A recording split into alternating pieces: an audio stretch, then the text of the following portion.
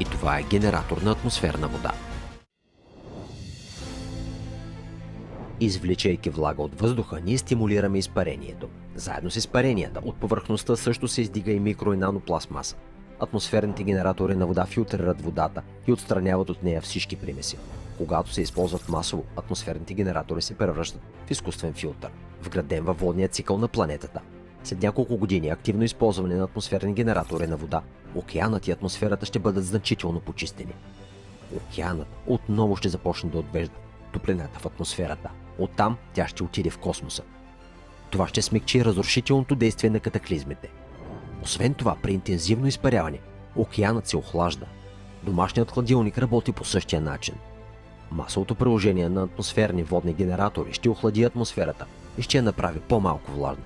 В резултат на това силата на ураганите и бурите ще намалее. Количеството на екстремните валежи ще намалее. Това ще спаси милиони животи и ще избегне многомилиардни щети.